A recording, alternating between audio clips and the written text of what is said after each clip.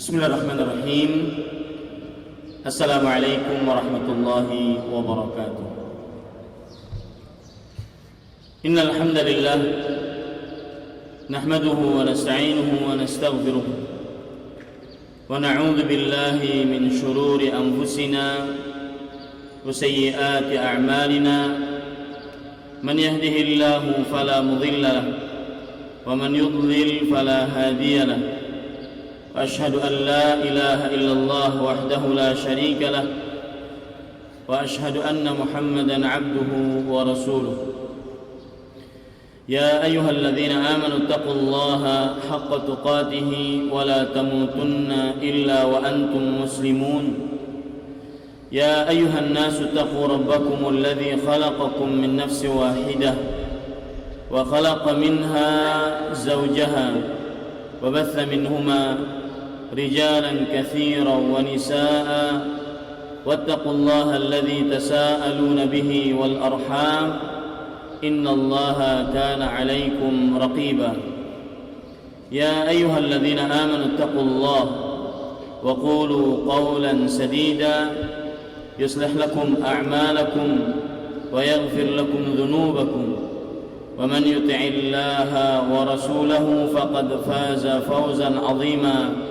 أما بعد فإن أصدق الحديث كتاب الله وخير الهدي هدي محمد صلى الله عليه وعلى آله وسلم وشر الأمور محدثاتها وكل محدثة بدعة وكل بدعة ضلالة وكل ضلالة في النار.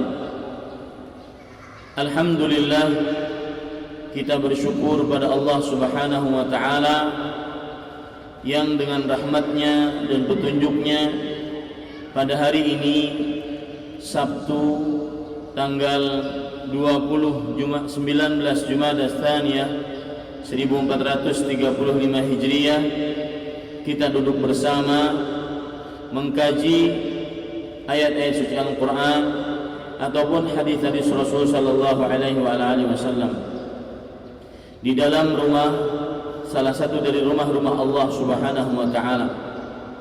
Salawat dan salam semoga selalu Allah berikan kepada Nabi kita Muhammad sallallahu alaihi wasallam, pada keluarga beliau, para sahabat serta orang-orang yang mengikuti beliau sampai hari kiamat kelak. Saya berdoa dengan nama-nama Allah yang husna dan sifat-sifat yang mulia. Allahumma aslih lana dinana alladhi huwa ismatu amrina wa aslih lana dunyana allati fiha ma'ashuna wa aslih lana akhiratana allati fiha ma'aduna waj'alil hayata ziyadatan lana fi kulli khair waj'alil mauta rahatan lana min kulli syarr. Wahai Allah, perbaikilah urusan agama kami yang merupakan perisai diri kami, dan perbaikilah urusan dunia kami yang di dalamnya tempat tinggal kami, dan perbaikilah urusan akhirat kami yang di dalamnya tempat kembali kami, dan jadikanlah kehidupan sebagai tambahan bagi kami dalam setiap amal kebaikan, dan jadikanlah kematian sebagai peristirahatan bagi kami dari setiap keburukan. Allahumma amin. Bapak Ibu saudara-saudari yang dimuliakan oleh Allah Subhanahu wa taala, temanya adalah godaan-godaan manusia di akhir zaman. Apa saja yang merupakan godaan bagi manusia di akhir zaman? Godaan yang paling terbesar bagi manusia di akhir zaman, saya bagi godaan-godaan terhadap manusia di akhir zaman ada 3. Yang pertama, godaan wanita. Yang kedua, godaan harta. Yang ketiga, godaan kekuasaan, popularitas, ketenaran. Kita akan bahas 3 ini insyaallah ta'ala sampai menjelang zuhur kelak. Taib. Para ikhwan yang dirahmati oleh Allah Subhanahu wa taala, dari 3 godaan ini yang paling bahaya Godaan apa? Godaan manusia atau terhadap manusia di akhir zaman 3 ini. Wanita, harta, dan tahta, kekuasaan. Yang paling besar godaannya dari 3 ini apa? Wanita. Yang paling besar godaannya dari 3 ini adalah godaan wanita. Dan saya tidak akan walau sekalipun pakai bahasa fitnah dalam kajian ini dari mulai detik ini. Tidak akan sekalipun pakai bahasa fitnah, karena nanti fitnah orang akan bercabang pikirannya. Ya, saya akan pakai bahasa godaan. Godaan yang paling luar biasa bagi manusia adalah godaan wanita. Perhatikan hadis Rasul sallallahu alaihi wasallam riwayat Bukhari dari Usamah ibnu Zaid dan juga Sa'id ibnu Zaid ibn Amr ibn Nufail radhiyallahu anhum ajma'in. Anna an-nabiy sallallahu alaihi wasallam qala, bahwa Rasulullah sallallahu alaihi wasallam bersabda, "Ma taraktu ba'di fitnatan hiya adarra 'ala ar-rijal minan nisa." Artinya, aku tidak pernah meninggalkan sepeninggalku godaan. Di sini disebutkan fitnah. Godaan yang lebih berbahaya atas laki-laki dari umatku di atas atau dibanding perempuan. Maksud hadis ini adalah tidak ada godaan yang paling berbahaya bagi laki-laki dibandingkan perempuan. Paling berbahaya maksudnya apa? Paling membahayakan laki-laki, baik dari sisi agamanya ataupun ibadahnya ataupun tingkah lakunya. 4 aspek kehidupan manusia: akidah, ibadah, muamalah, tingkah laku manusia. Membahayakan perempuan, ini ibu-ibu yang di samping kita, perempuan ini lebih membahayakan atau godaan paling berbahaya bagi laki-laki dari umat Nabi Muhammad sallallahu alaihi wasallam. Dan bisa dengan godaan ini merusak agama, akidah, ibadah, muamalah seseorang, kemudian juga tingkah laku seseorang. Akibat wanita ada yang menjual agamanya. Akibat wanita ada yang tidak beribadah. Akibat wanita akhirnya ada yang menghalalkan perzinahan. Akibat wanita ada yang tingkah lakunya tidak benar. Akibat wanita muamalah terjadi perang antar kampung. Betul? Salah satu sebabnya adalah kadang-kadang seorang wanita. Perang dunia kadang-kadang seorang wanita sebabnya. Muamalah, hancur muamalah, hubungan interaksi sosial sesama manusia hancur gara-gara seorang perempuan. Akibat wanita, ya, tingkah laku seseorang menjadi aneh. Makanya ini yang disebutkan oleh Rasulullah sallallahu alaihi wasallam, tidak ada sepeninggalku yang aku tinggalkan godaan yang lebih berbahaya atas lelaki dibandingkan perempuan.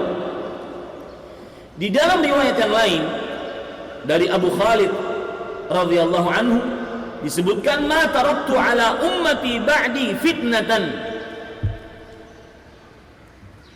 Artinya tidak pernah aku tinggalkan sepeninggalku sebuah godaan atas umatku yang paling berbahaya dibandingkan perempuan. Kalau tadi lafaz yang tadi atas laki-laki, ini tidak. Bahkan perempuan pun kena bahayanya dengan godaan mereka sendiri. Ini dalil-dalil yang menunjukkan bahwasanya godaan terbesar bagi umat Nabi Muhammad SAW adalah apa? Perempuan. Dalil yang lain, hadis riwayat Imam Muslim dari Abu Sa'id Al-Khudri radhiyallahu anhu, Rasul sallallahu alaihi wasallam bersabda, "Innad dunya hulwatun khadirah." Sesungguhnya dunia adalah bagaikan buah yang manis dan segar. Wa innallaha mustakhlifakum fiha. Dan sesungguhnya Allah menjadikan kalian khalifah di dalamnya. Fayanzuru ma ta'malun fattaqud dunya.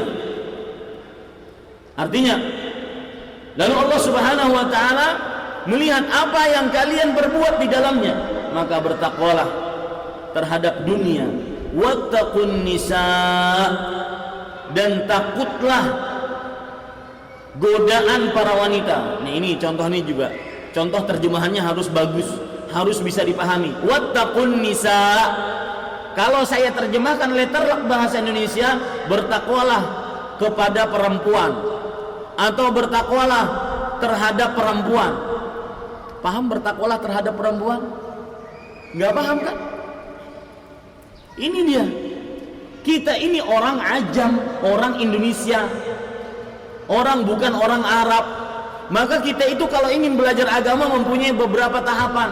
Pahami dulu maknanya. Kemudian setelah itu kita jadikan itu sebagai hafalan, diamalkan, jadi ilmu, baru diamalkan, baru didakwakan. Ya.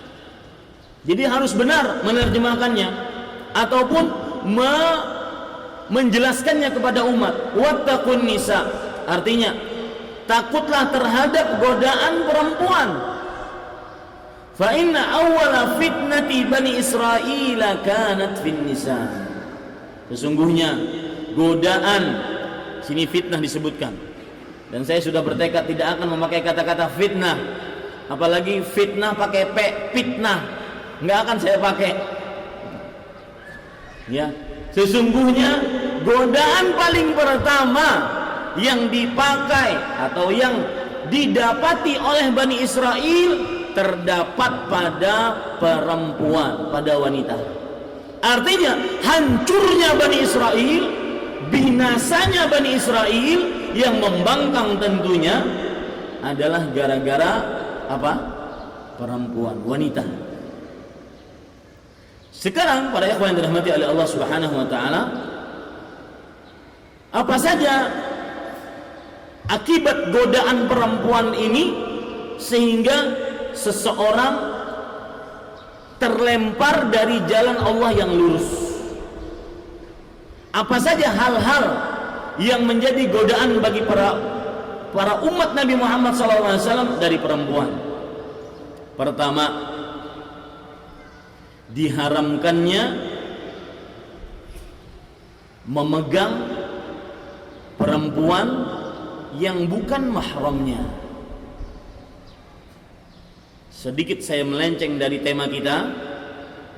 Saya membaca sensus yang disebutkan oleh Komisi Perlindungan Anak Indonesia ataupun sensus-sensus yang lain, bahwasanya 62,27% anak SMP dan SMA sudah pernah melakukan hubungan badan.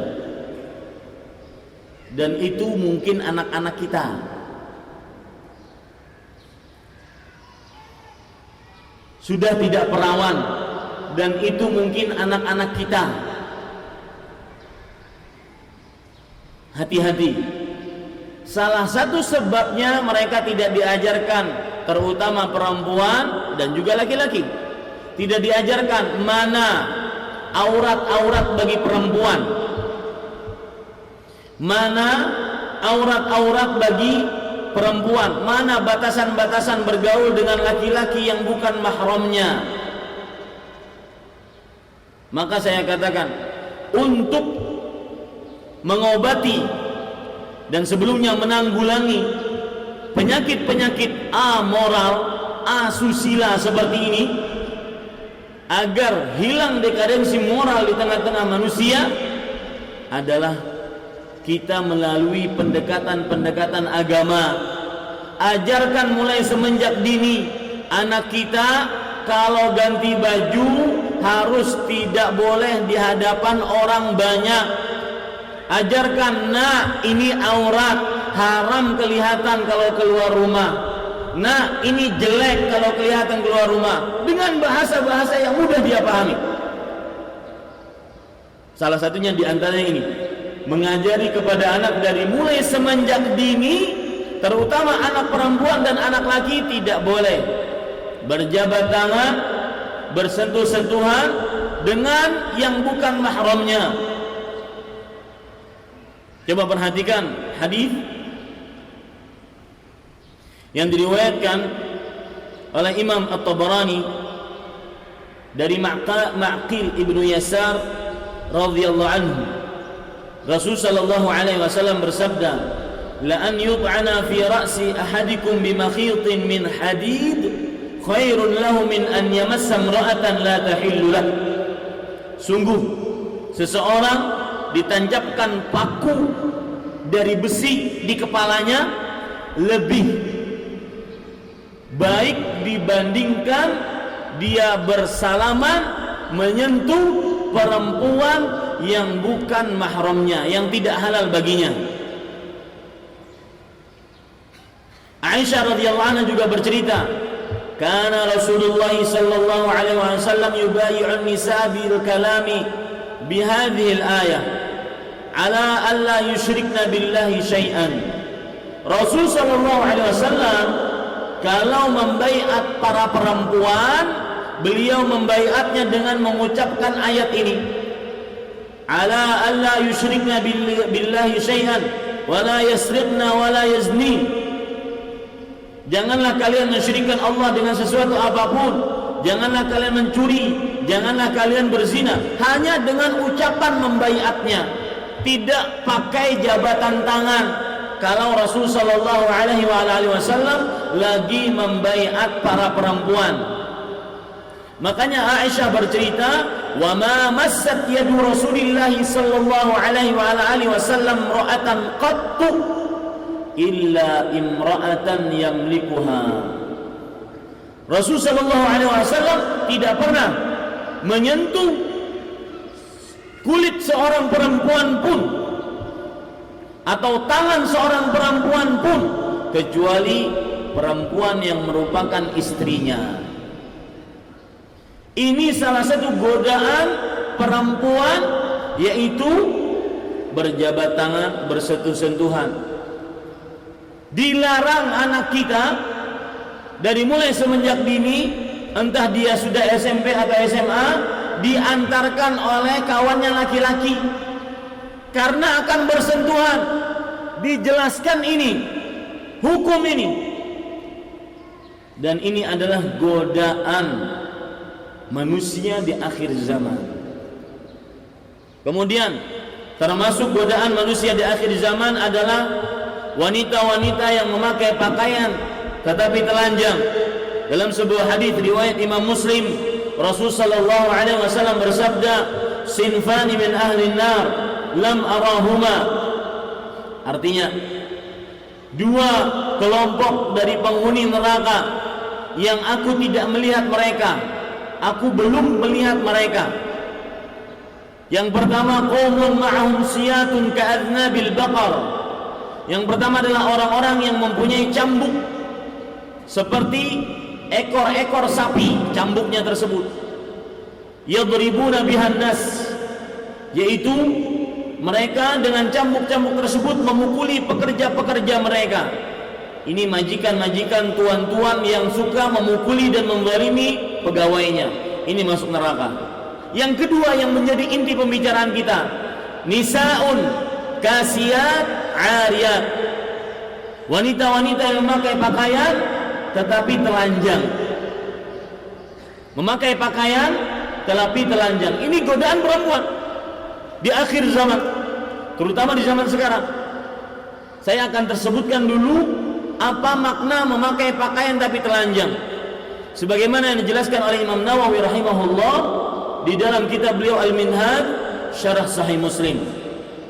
Makna yang pertama, perhatikan ibu-ibu, perhatikan bapak-bapak, anak perempuan Anda, istri Anda, adik kakak Anda, makna wanita-wanita yang memakai pakaian tapi telanjang yang pertama adalah memakai pakaian sebagian tubuhnya ditutup, sebagian lagi terbuka, dan ini yang paling banyak terjadi. Padahal kalau kita lihat, Allah Subhanahu wa taala berfirman di dalam Al-Qur'an tentang dandanannya wanita jahiliyah, sebagaimana yang disebutkan oleh Allah Subhanahu wa taala di dalam Al-Qur'an, wala tabarrajna tabarrujal jahiliyatil ula, surat Al-Ahzab ayat 33. Janganlah kalian wahai para perempuan berdandan sebagaimana dandanannya wanita jahiliyah. Wanita atau dandanan ala wanita jahiliyah bagaimana? Memakai daster ataupun long dress dari mulai leher menutupi seluruh tubuhnya dari atas ke bawah. Dandanan mereka bagaimana? Ini tafsiran dijelaskan oleh Muqatil Ibnu Hayyan sebagaimana disebutkan dalam tafsir Imam Ibnu Katsir rahimahullahu taala. Dandanan ala wanita jahiliyah adalah memakai long dress dari atas ke bawah seluruhnya tertutup, tidak ada yang terbuka sedikit pun. Tetapi mereka memakai kerudung, kadang-kadang kainnya tebal, kadang-kadang kainnya tipis, yang mana kerudung tersebut tidak mereka ikat di leher mereka, menyebabkan akhirnya rambutnya kelihatan, kemudian telinganya dan antingnya kelihatan, kemudian leher dan kalungnya kelihatan, kemudian bagian dadanya kelihatan. Ini adalah dandanan wanita ala jahiliyah, ala wanita jahiliyah. Bandingkan sekarang dandanan ala wanita modern katanya, mana yang lebih jahiliyah? Sekarang lagi ngetren memakai celana lebih pendek daripada celana SD. Bahkan saya baru tahu kalau sekarang SD tidak boleh lagi pakai celana pendek, celana panjang. Berarti wanita-wanita ini kalah dengan wanita-wanita dengan anak-anak SD. Lebih pendek daripada celana SD. Mendingan kakinya mulus, korengan. Subhanallah. 3 tahun yang lalu saya pulang ke Indonesia. Ada pemandangan yang sekarang sudah berkurang. Pakaian-pakaian wanita lagi ngetren zaman dulu, zaman 3 tahun yang lalu, kira-kira seperti itulah, 3 tahun 4 tahunan yang lalu. Wanita-wanita gemar sekali memakai pakaian anak-anaknya yang SMP, memakai pakaian yang kecil-kecil. Kalau seandainya nunduk kelihatan pantatnya, kalau seandainya berdiri kelihatan pusarnya. Mendingan perutnya langsing, gemrot, menyakiti mata untuk memandangnya. Subhanallah. Ini para ikhwan yang dirahmati oleh Allah Subhanahu wa taala. Ini wanita-wanita yang memakai pakaian tapi telanjang. Di zaman sekarang yang lagi model, dan perhatikan ibu-ibu yang di samping,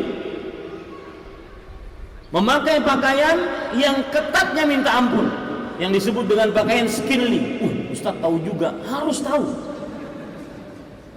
Ya, karena ini penyimpangan yang akan kita beritahukan kepada umat bahwa ini tidak boleh dipakai. Ini memakai pakaian tetapi telanjang. Yang pertama maknanya, sebagian ditutup, sebagian lain dibuka.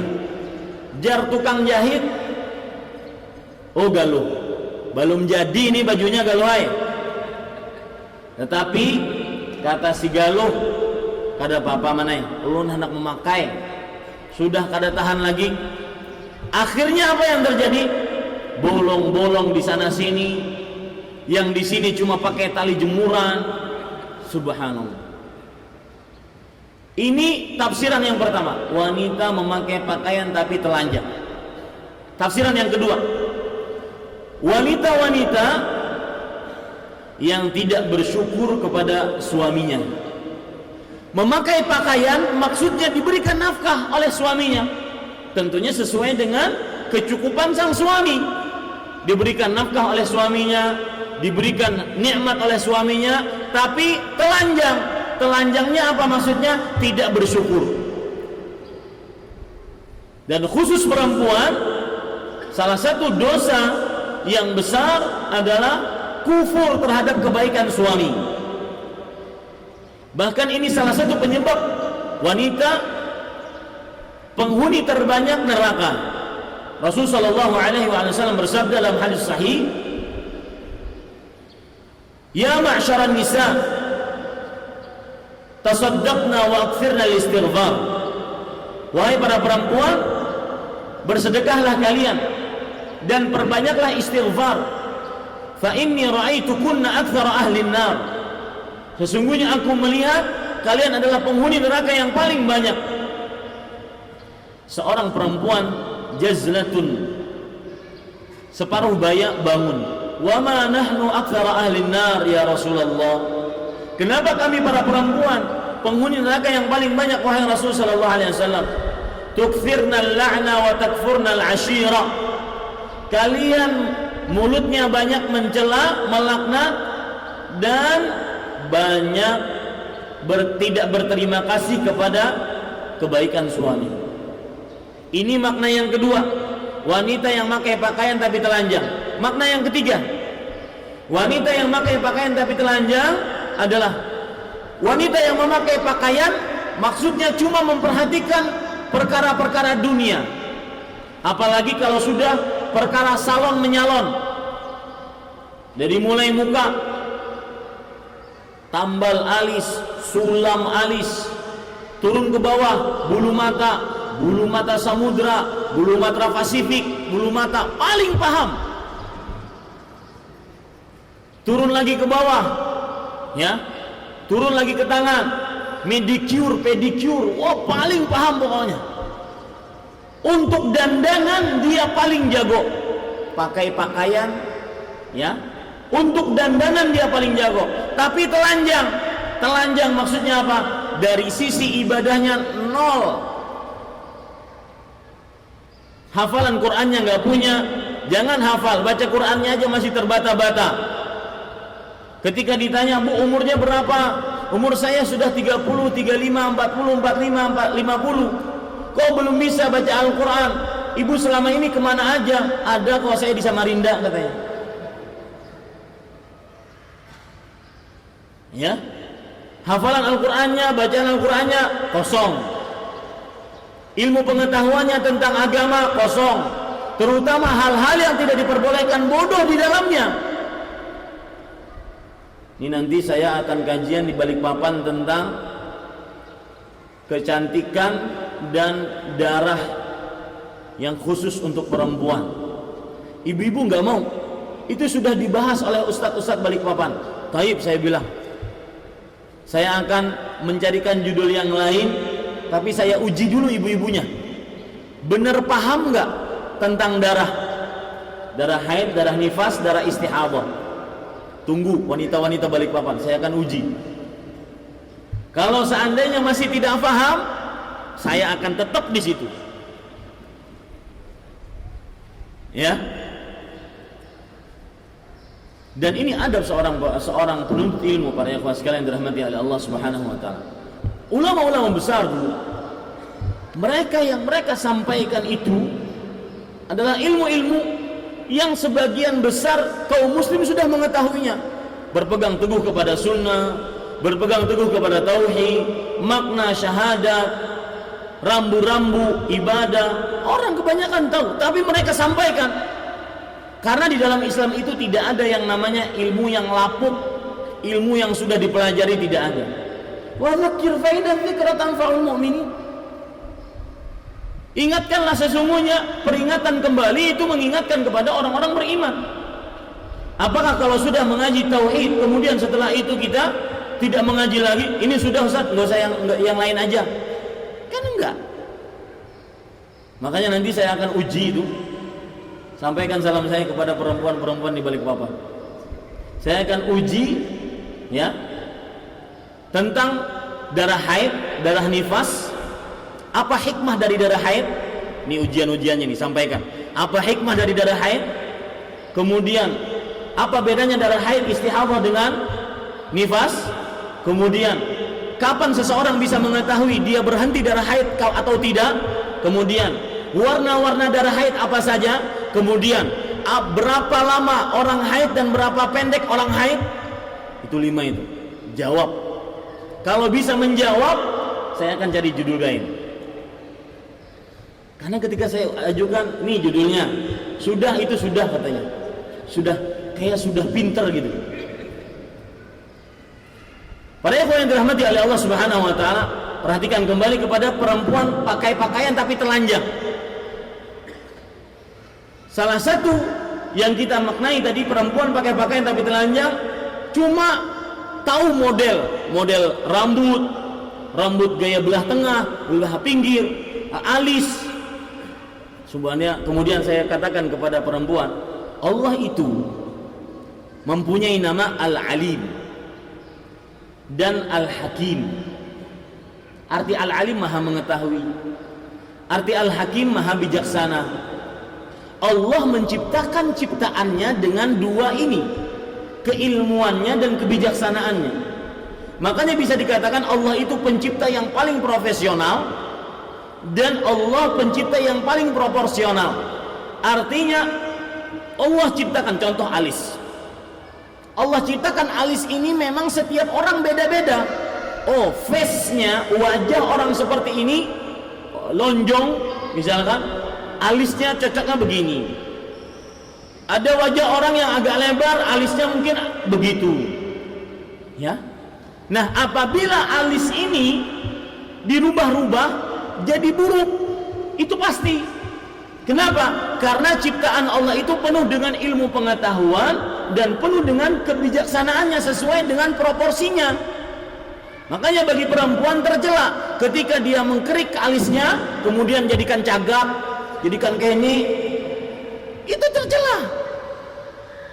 Karena pasti tidak bijaksana, pasti tidak proporsional, tidak pada tempatnya. Karena alis yang Allah ciptakan ini memang cocok untuk wajahnya seperti itu. Ini kadang-kadang ada sudah dikerik, dicoret-coret, pulang. Subhanallah, bagusan mana yang Allah ciptakan dengan coretan? Saya sampai detik ini belum paham kalau perempuan mengerik kemudian dicoret-coret, apa bagusnya, apa cantiknya, apa munasnya? Ya, dari sisi mana? Nah, untuk urusan seperti itu dia paling paham. Bahkan kadang-kadang menjadi trendsetter di tengah ibu-ibu, di tengah kaum hawa, di tengah para ummahat. Kalau ada orang ingin menghilangkan satu jerawat, bertanya kepada ibu si fulan, "Bu, salon wajah di mana ya?" Kalau seandainya ada orang ingin medicure, pedicure, pian paham lah medicure, pedicure. Pina kada paham kalau nih. Ini mengurus, kalau salon itu mengurus kuku. Pian yang tahu kan kantip kuku selesai sudah. Kuku itu ada macam-macam, dikantipi, kemudian dibersihkan, kemudian pakai kuku palsu, itu namanya medicure, pedicure. Kalau urusan ibu-ibu ingin medicure, pedicure, tanya ke ibu ini. Kalau urusan tas mentas, mana tas yang paling baik modelnya, tanya ke ibu ini. Kan ibu-ibu tidak lepas dari tas. Kalau urusan anting, emas, ini belum pernah di Banjar melihat. Subhanallah, saking sukanya perempuan terhadap perhiasan ya. Pernah tukang soto Banjar, perempuan ini pakai emas dari sini ke sini. Jadi hendak menatak lontongnya tuh nggak benar. Subhanallah, saking sukanya kepada emas. Kalau urusan emas, perak, memperak, itu paling paham. Tapi kalau urusan sholat malam, kalau urusan ilmu-ilmu agama tadi yang saya bicarakan, yang seorang muslim tidak boleh bodoh di dalamnya. Apa itu? Masalah tauhid, nggak boleh bodoh di dalamnya. Yang kedua, masalah sholat tidak boleh bodoh di dalamnya. Masalah wudu, bersuci tidak boleh bodoh di dalamnya. Mempelajari sholat, bersuci, mandi, tayamum, wudu itu bukan pekerjaan anak-anak santriwati santriwan saja.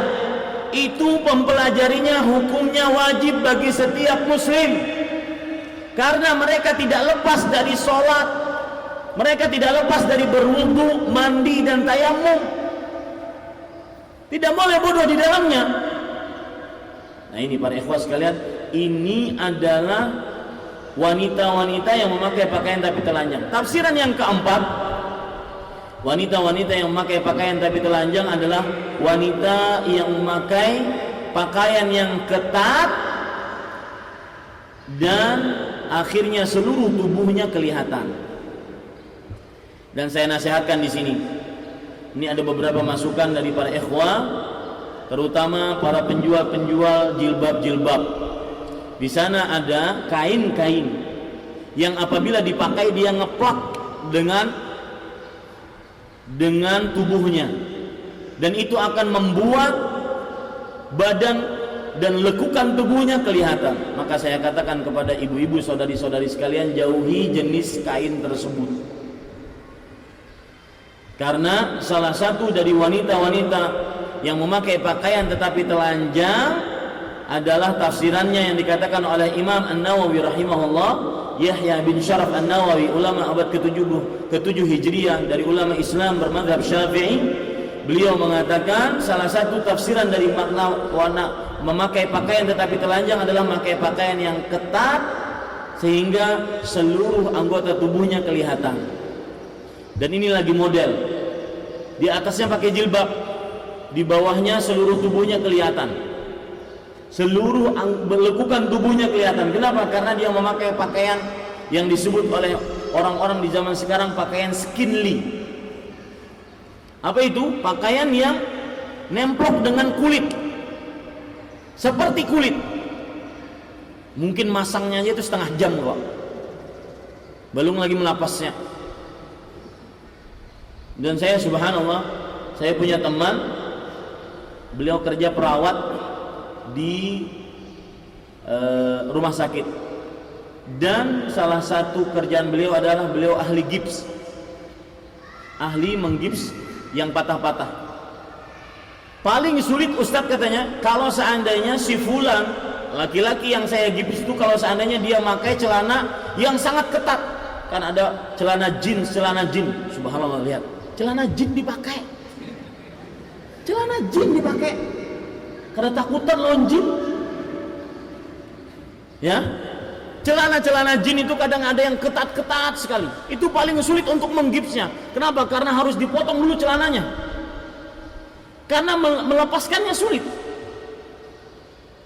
Nah, ini para ikhwan yang dirahmati, itu namanya pakaian-pakaian yang ketat yang membuat seluruh lekukan tubuh perempuan kelihatan. Kemudian yang kelima, tafsiran dari wanita-wanita memakai pakaian tapi telanjang adalah wanita-wanita yang memakai pakaian yang tipis-tipis, menerawang, transparan, sehingga apa yang di balik kulitnya itu terlihat. Apa yang di balik kain tersebut terlihat. Pernah suatu ketika keponakan Aisyah radhiyallahu anha, anaknya Abdurrahman, kalau tidak salah nama beliau Zainab bintu Abdurrahman, masuk ke rumah Aisyah dalam keadaan memakai khimar. Khimar, ini pakaian perempuan itu ada bermacam-macam. Ini kepala ya, kemudian ada rambut. Di atas rambut itu ada penutup kepala. Kain penutup kepala itu disebut dengan khimar. Makanya Allah berfirman, wal yadribna bi khumurihinna ala juyubihinna. Artinya, hendaklah para perempuan mengikat khimar mereka, penutup kepala mereka yang menutupi ini bagian dada mereka yang terbuka. Yang sekarang di zaman modern, jilbab ya, kemudian dijahit di sini sampai ke bawah. Itu namanya khimar. Nah, keponakan Aisyah masuk ke rumah Aisyah dalam keadaan memakai khimar penutup kepala yang tipis, menerawang, transparan. Diambil oleh Aisyah radhiyallahu anha, dirobek-robek itu kain. Kemudian Aisyah berkata kepada perempuan tersebut, Ama tasma'in ma qala Allah azza wa jalla fi surati An-Nur? Apakah kamu tidak mendengar apa yang difirmankan oleh Allah Subhanahu wa taala di dalam surat An-Nur, yaitu Allah Subhanahu wa taala berfirman, yudnina 'alaihinna min jalabibihin. Hendaknya mereka, para perempuan, memanjangkan jilbab-jilbab mereka. Di atas khimar tadi baru ada kain yang menutupinya. Itulah yang disebut dengan jilbab. Jilbab adalah kain di atas khimar yang menutupi seluruh tubuhnya. Jadi saya pesankan kepada ibu-ibu, jika Anda ingin memakai jilbab, lebih baik sebelumnya Anda memakai khimar, penutup kepala. Baru setelah itu baru pakai jilbab. Itu namanya pakaian yang sesuai dengan syariat Islam. Taib, para ikhwan yang dirahmati oleh Allah Subhanahu wa taala, termasuk dari fitnah perempuan adalah godaan perempuan. Oh, salah saya. Godaan perempuan adalah salah kan? Godaan perempuan adalah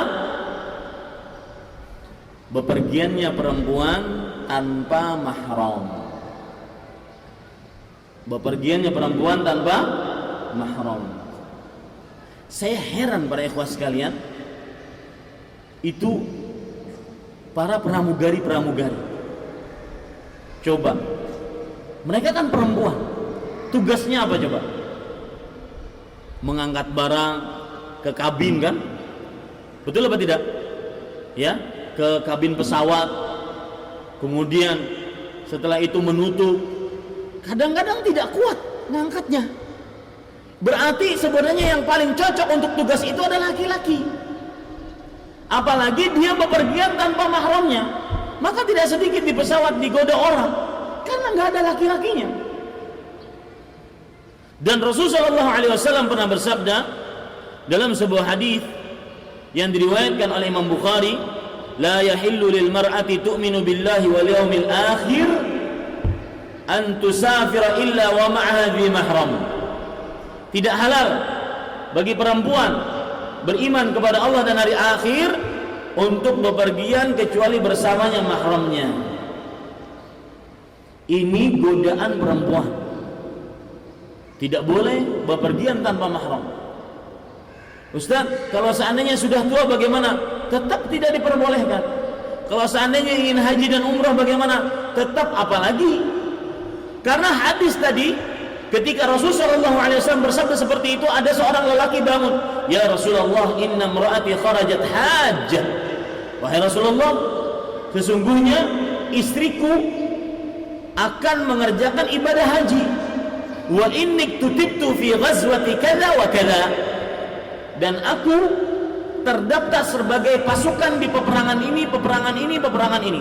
Artinya, aku tidak bisa menemani istriku bepergian untuk haji. Maka apa dijawab oleh Rasulullah SAW? Intaliq fahujja ma'amra'atik.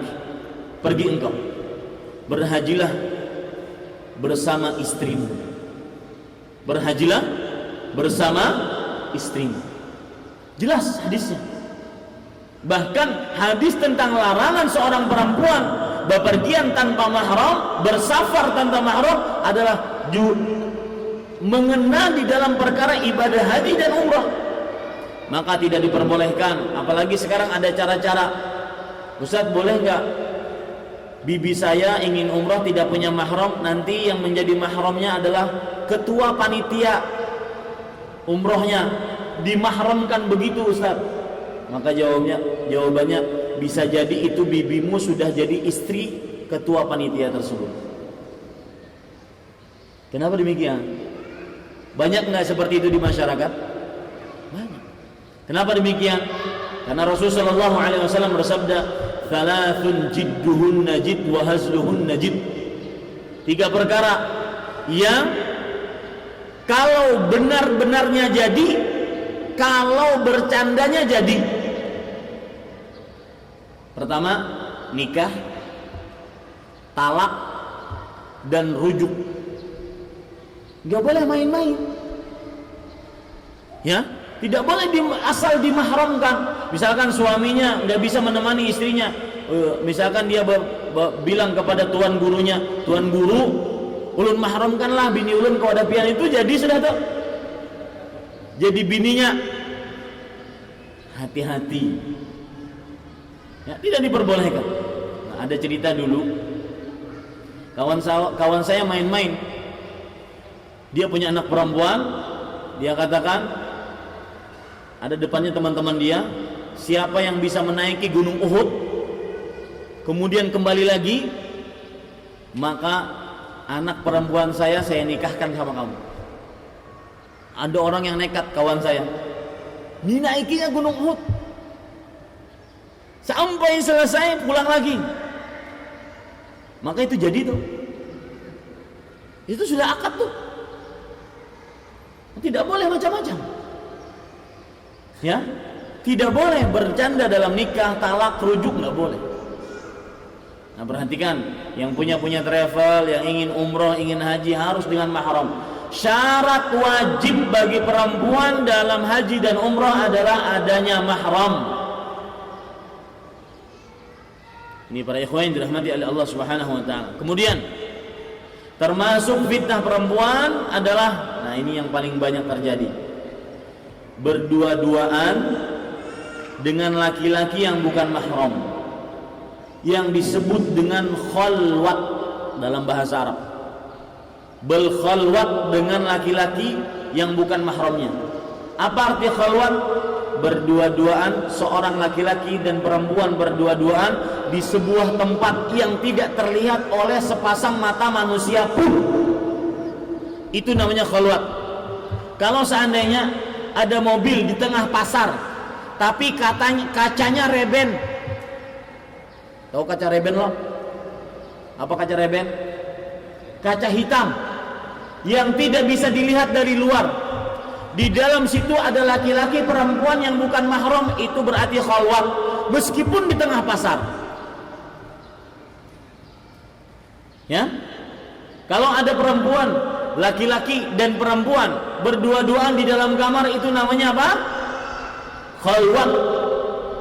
Berduaannya laki-laki dan perempuan dalam sebuah tempat yang tidak dilihat oleh sepasang mata manusia pun, itu namanya adalah khalwat. Diharamkan dalam agama Islam. Rasulullah sallallahu alaihi wasallam pernah bersabda, la yakhluwanna rajulun bimra'atin illa wa ma'aha dhu mahram. Hadis riwayat Bukhari dan Muslim dari Abdullah bin Abbas radhiyallahu anhuma. Jangan sekali-kali seorang lelaki berdua-duaan dengan perempuan kecuali bersamanya mahram perempuan tersebut. Itu namanya khalwat. Ya, berdua-duaan yang mana sepasang mata manusia pun tidak melihatnya. Itu namanya khalwat. Taib, kalau laki-laki yang mengojek naiknya perempuan, khalwat enggak itu? Kan syaratnya tidak boleh dilihat oleh sepasang mata manusia pun. Kalau babinian beojek lawan lelakian, khalwat atau tidak? Hah? Syaratnya apa tadi? Tidak boleh dilihat oleh sepasang manusia. Misalkan dalam sini ada kamar, tidak ada yang melihat, berdua-duaan perempuan laki-laki. Itu namanya apa? Khalwat. Nah, beojek khalwat atau tidak? Tidak. Kenapa? Karena bisa dilihat oleh manusia. Karena syaratnya tadi tidak boleh dilihat oleh sepasang mata manusia pun. Lalu kalau begitu perempuan naik ojek laki-laki boleh dong? Maka jawabannya tidak. Karena bisa mendekatkan kepada perzinahan. Allah berfirman, wala taqrabuz zina. Janganlah mendekati kepada perbuatan zina. Syekh Abdurrahman bin Nasir As-Sa'di rahimahullah, qauluhu, firman Allah yang berbunyi, janganlah kalian mendekati perbuatan zina, ablaghu, lebih dalam maknanya, lebih sangat peringatannya dibandingkan Allah berfirman, janganlah kalian berzina. Mendekati saja tidak diperbolehkan, apalagi sampai melakukannya. Sekarang kalau ini ibu-ibu duduk di tengah-tengah kita, bercampur laki-laki perempuan. Apa namanya itu? Kalau tadi khalwat adalah jumlahnya cuma 2 orang. Kalau sekarang ibu-ibu kita habiskan ini hijabnya itu, ibu-ibu suruh duduk di sini bersamaan lawan kita. Apa namanya itu? Itu namanya ikhtilat. Bercampurnya laki-laki dan para perempuan dengan tanpa mahram atau dengan tanpa batas. Itu namanya apa? Ikhtilat dalam bahasa Arab. Dan itu dilarang dalam Islam. Rasulullah sallallahu alaihi wasallam bersabda dalam hadis riwayat Imam Bukhari dan Muslim, "Iyyakum wad-dukhul 'ala nisa."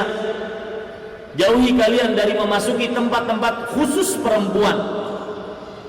Bahkan Abdullah bin Umar radhiyallahu anhu, beliau tidak pernah ketika pergi ke Masjid Nabawi, beliau memasuki pintu-pintu khusus untuk perempuan. Meskipun jalannya jauh, beliau mau masuk ke dalam Masjid Nabawi melalui pintu yang khusus disediakan untuk laki-laki, demi menjauhi hadis ini atau demi mengerjakan hadis ini. Jauhilah kalian dari memasuki tempat-tempat perempuan. Kemudian ada seorang bertanya kepada Rasulullah sallallahu alaihi wasallam, "Afara'aital hamu?" Apa pendapat engkau wahai Rasulullah tentang kerabat perempuan? Kerabat laki-laki, kerabat suami. Boleh enggak mereka masuk ke dalam tempat-tempat istri-istri kita? Misalkan adik ipar istri, boleh enggak? Yang mana adik ipar itu adalah kakak atau adik laki, adik suami. Boleh enggak dia masuk ke kamar istri kita? Maka jawabannya kata Rasul sallallahu alaihi wasallam, alhamu al-maut. Artinya apa? Kerabat suami itu adalah kebinasaan. Para ulama menjelaskan kenapa kerabat suami kebinasaan? Karena kita sebagai suami dari istri kita tidak mengira adik kakak kita akan berbuat macam-macam kepada iparnya. Tidak mengira. Mana mungkin adik saya mengkhianati saya, mana mungkin kakak saya mengambil istri saya, mana mungkin adik saya bersetubuh dengan istri saya, dan semisalnya. Semakin kemungkinan semakin kecil, maka semakin di situ terdapat kebinasaan. Orang tidak mengira, akhirnya membiarkan istrinya pergi dengan iparnya, istrinya pergi dengan kakaknya, yang itu adalah ipar dari istri. Jangan, tidak diperbolehkan. Itu nanti terjadi ikhtilaf. Yang jelas Bapak Ibu saudara-saudari yang dimuliakan oleh Allah Subhanahu wa taala, termasuk godaan yang paling besar bagi para perempuan adalah termasuk godaan paling besar bagi umat Nabi Muhammad SAW adalah perempuan. Maka saya pesan kepada ibu-ibu saudari-saudari sekalian, jangan sampai Anda menjadi pelopor maksiat bagi umat Nabi Muhammad SAW. Kok bisa? Iya. Semua yang berzina gara-gara melihat foto telanjang Anda, maka Anda akan mendapatkan dosa orang-orang yang berzina tersebut. Semua yang melakukan pelencengan terhadap syahwat-syahwat yang diharamkan, maka yang membuat sarana seperti itu mendapatkan dosa seperti orang-orang yang melenceng dalam syahwat yang diharamkan. Maka hati-hati menjadi pelopor-pelopor maksiat ibu-ibu saudari-saudari sekalian. Apalagi kadang-kadang anak-anak perempuan kita, kalau seandainya tidak diapeli oleh seseorang, sang ibu sedih, ya Allah, kenapa anak saya nggak laku-laku? Malam minggu ini tidak ada laki-laki yang mengapelinya. Kemudian dia berkata kepada anak perempuannya, sabar ya nak, mungkin minggu depan akan ada laki-laki yang mengapeli anda, mengapelimu nak. Para ikhwah, bapak ibu, saudara-saudari sekalian, saya katakan di dalam majlis ini, laisa syai'un a'azzu 'alal mar'ati ba'da 'aqidatiha min 'iffatiha. Tidak ada sesuatu yang paling berharga bagi perempuan setelah agamanya dibandingkan kesuciannya. Kalau wanita sudah terenggut kesuciannya, tidak ada harganya lagi, selesai. Makanya jaga anak-anak kita, istri-istri kita, adik kakak kita yang perempuan. Di zaman sekarang, para ikhwah bapak ibu, sangat disayangkan sekali. Kalau dalam Islam itu ada namanya sholat berjamaah. Ini tidak buka aurat berjamaah. Buka aurat berjamaah, apalagi dengan goyangan-goyangan, tambah goyangan oplosan, goyangan ini, subhanallah. Sudah tidak ada lagi rasa malu. Dan Rasulullah SAW pernah menyatakan, sayakunu fi ummati khasfun wa maskhun wa qadhfun. Akan ada pada umatku khasfun. Khasfun itu hujan batu dari langit. Wa maskhun, maskhun itu perubahan bentuk manusia. Wa khasfun itu longsor tanahnya. Jadi bumi melumat apa yang ada di atasnya. Longsor banyak sekali sekarang. Kemudian hujan batu, kemudian perubahan bentuk manusia. Manusia ada yang berwajah seperti binatang, ada yang berwajah seperti ini.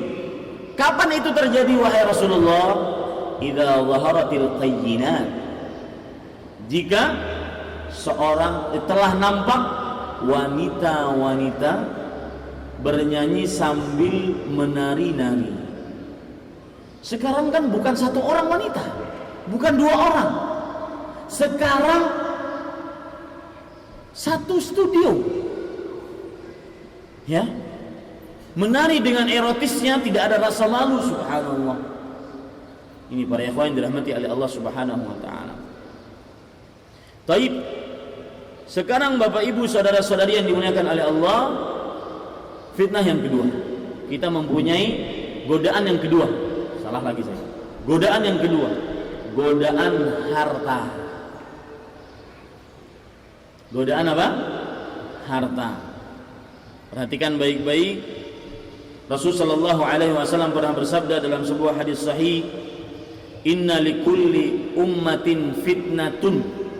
Inna likulli ummatin fitnatan wa inna fitnata ummati al-mal."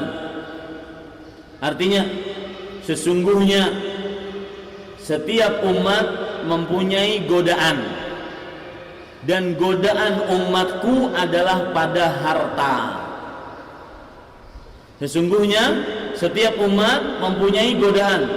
Godaan umatku pada harta. Gara-gara harta, gara-gara tergoda dengan harta, seseorang menghalalkan segala cara. Dalam sebuah hadis yang diriwayatkan oleh Imam Bukhari, Rasul sallallahu alaihi wasallam pernah bersabda, "Ya'ti 'alan nasi zamanun la yubali al-mar'u ma akhadha minhu aminal halal am minal haram." Akan datang kepada manusia suatu masa seseorang tidak memperhatikan apa yang dia hasilkan dari harta. Apakah harta tersebut dari yang halal ataukah harta tersebut dari yang haram? Tidak peduli. Bahkan di zaman sekarang ada slogan mencari yang haram saja susah, apalagi yang halal. Gara-gara tergoda dengan harta, seseorang menghalalkan segala cara. Saya punya teman ketika kerja di Arab Saudi sebagai dai. Teman-teman saya dai juga berasal dari berbagai macam negara.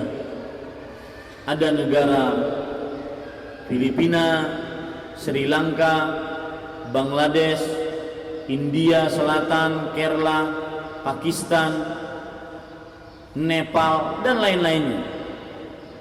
Saya baca beberapa berita online di Indonesia bahwasanya orang-orang banyak cara menghasilkan uang.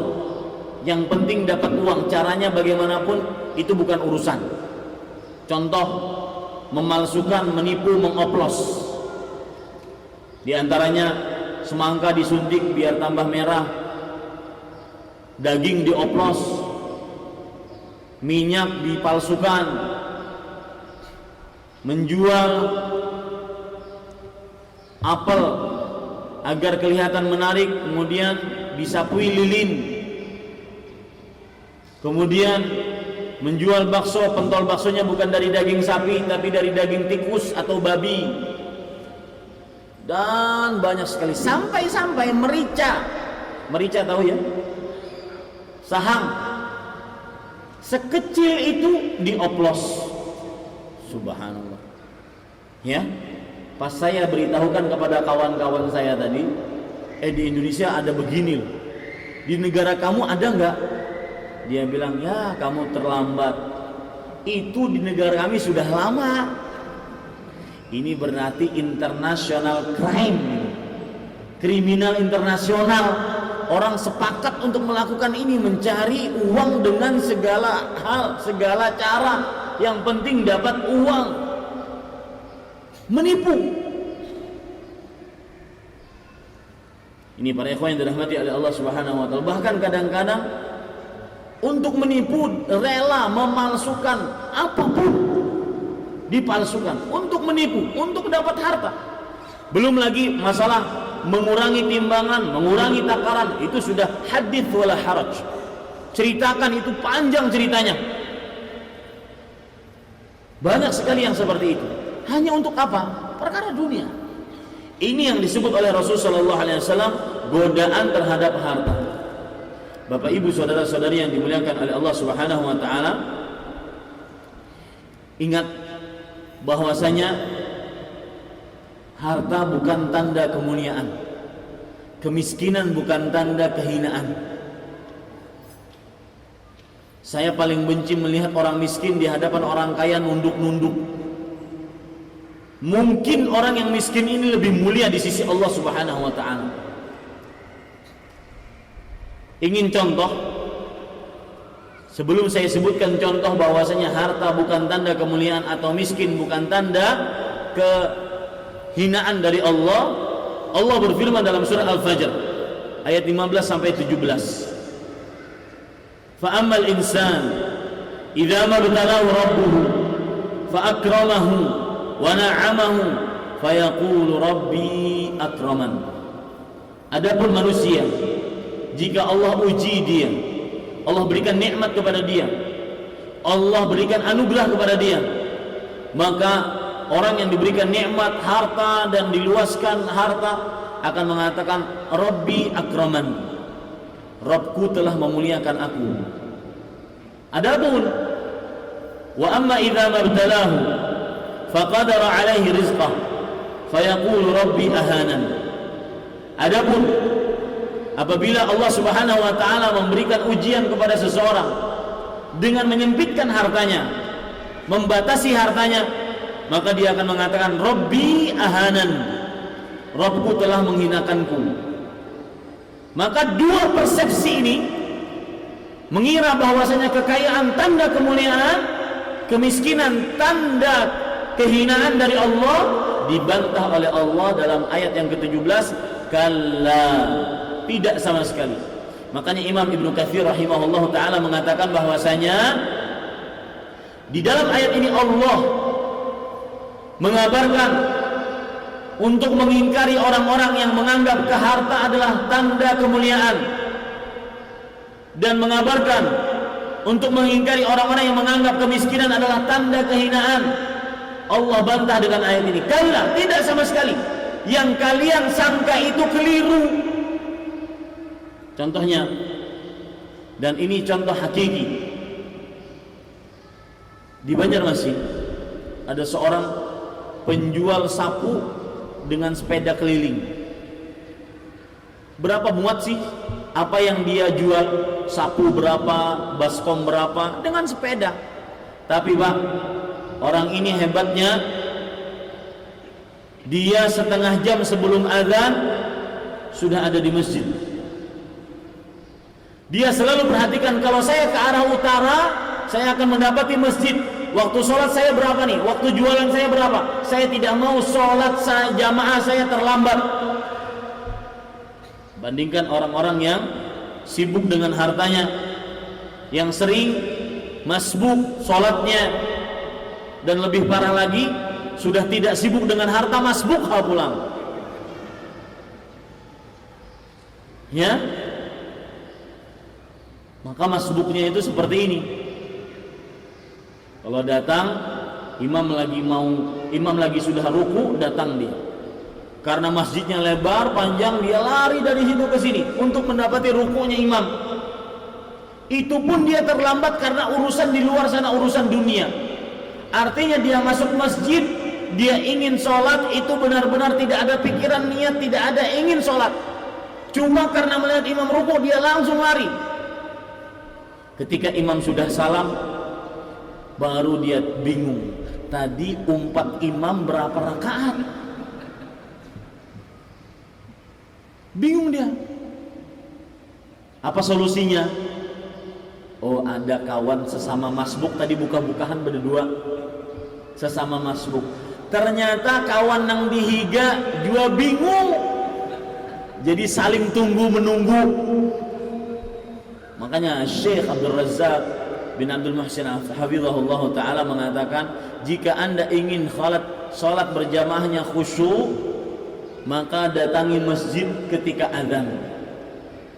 Ketika azan langsung ambil air wudu, langsung masuk ke dalam masjid, membaca doa masuk masjid, salat tahiyatul masjid atau salat qabliyah. Di antara azan dan iqamah berdoa, keadaan jiwa kita, keadaan psikologis kita benar-benar kuat, benar-benar sudah menuju ingin benar-benar sholat, maka pada saat itu sholatnya khusyuk. Ini gara-gara harta. Seseorang, ya, yang saya ceritakan tadi, penjual sapu keliling tadi, dan ya, orangnya masih ada. Saya baru ketemu sebelum saya pergi ke Sumatera kemarin. Subhanallah. Orang ini luar biasa lagi, perhatikan dengan orang-orang yang kaya. Orang ini kan jual sapu, berapa sih untungnya? 10.000, 15.000, 25.000. Keuntungan itu dia kumpulkan. Agak banyak dia belikan emas kecil-kecil, cincin, anting, ya kecil-kecil, emas, beli emas. Tujuannya untuk apa? Ingin umroh. Bedakan, bandingkan dengan orang-orang yang diluaskan rezekinya, yang sampai saat ini belum pernah menginjakkan kaki ke tanah suci. Bedakan orang ini dengan orang-orang yang suka berperlisiran ke luar negeri, bahkan keluar-luarnya negeri. Saking keselnya ulun tuh, subhanallah. Kalau sudah ke Eropa, Amerika, kemudian Singapura, Australia, pulang ke Samarinda, melihat orang-orang Samarinda, kampung, cuma Samarinda. Eropa, Amerika, Singapura, Australia, apa yang dilihat di sana? Cuma aurat. Kalau sudah berperlesiran, itu sukanya wah jor-joran, mengeluarkan uang begitu banyak. Tapi kalau untuk ingin beribadah kepada Allah, menjalankan harta di jalan Allah, sangat sedikit sekali. Bedakan dengan penjual sapu keliling tadi. Jadi beliau saking inginnya berumroh, bahkan coba lihat orang penghasilan seperti itu ingin berumroh.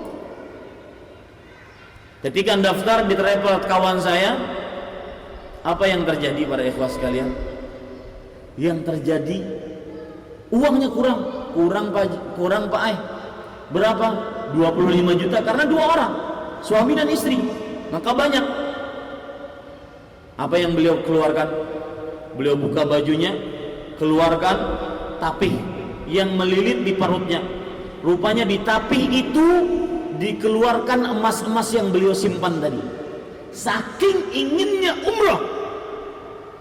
Perhatikan orang-orang yang menghambur-hamburkan hartanya untuk tidak nilai ibadah. Dan cerita-cerita seperti ini saya ceritakan untuk apa? Untuk mengingat bahwasanya harta bukan tanda kemuliaan, miskin bukan tanda kehinaan. Kemudian setelah diberikan, dihitung-hitung dengan krus emas pada saat itu, jar travelnya kurang juga Pak ya, masih 15 juta lagi. Sampai beliau mengatakan, bolehlah ulun simpan dulu lawan pian-pian kena mun ulun datang bisa ulun bayar kena pulang. Subhanallah. Keinginan untuk beramal ibadah. Kawan-kawan saya yang di travel pada waktu itu benar-benar menangis, terenyuh. Sampai owner travel mengatakan, sudahlah biarkan, bapak ini kita biayai. Sampai di Mekah, di Madinah, dan lihat, perhatikan, orang-orang yang mengedepankan akhirat akan dihilangkan oleh Allah kefakiran di dalam benaknya.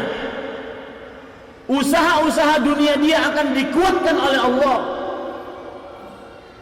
Sampai akhirnya ditolong oleh travel di Mekah, di Madinah pun semuanya ditolong oleh jamaah-jamaah itu mengingat cerita beliau. Dan subhanallah, begitulah Allah ingin mengangkat permasalahan beliau sehingga diketahui oleh orang banyak. Dan begitu Allah ingin memberikan rezeki yang tanpa batas dari arah mana saja kepada orang yang bertakwa kepadanya. Jadi Pak, bertakwa kepada Allah, kan Allah berfirman, "Man yattaqillah yaj'al lahu makhrajan wa yarzuqhu min haitsu la yahtasib." Barang siapa yang bertakwa kepada Allah, Allah Subhanahu wa taala akan menjadikan jalan keluar bagi dia dan memberikan rezeki dari arah yang dia tidak sangka-sangka. Apa maksud dari arah yang tidak sangka-sangka? Perhatikan. Allah Subhanahu wa taala sangat mengetahui si fulan ini miskin. Sekarang saya ambil ini, si fulan ini miskin. Tetapi makhluk-makhluk Allah tidak tahu si fulan ini miskin. Tetapi si fulan ini bertakwa. Allah Subhanahu wa taala akhirnya membuat sebuah keadaan yang akhirnya menimbulkan permasalahan bahwasanya orang ini dikenal oleh orang banyak miskin agar nantinya orang-orang yang diluaskan rezekinya menolong orang ini. Ingin tahu contohnya yang tadi. Karena akhirnya pengikut-pengikut travel yang lain yang ingin berumrah pada waktu itu tahu keadaan beliau, akhirnya orang-orang pada nolong beliau. Hadiah-hadiah yang dibelikan dari Mekah Madinah, kan kalau pulang harus beli hadiah. Semestinya juga tidak harus juga. Tetapi namanya kita pulang dari tanah suci, kita ingin memberikan hadiah kepada orang kampung. Itu hadiah semua yang menghandle adalah jamaah di situ.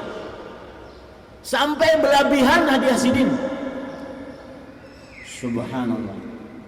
Begitu Allah Subhanahu wa taala mengorek kekurangan orang yang bertakwa agar diketahui oleh orang-orang yang miskin, oleh orang-orang yang kaya, sehingga ditolong oleh orang-orang yang kaya.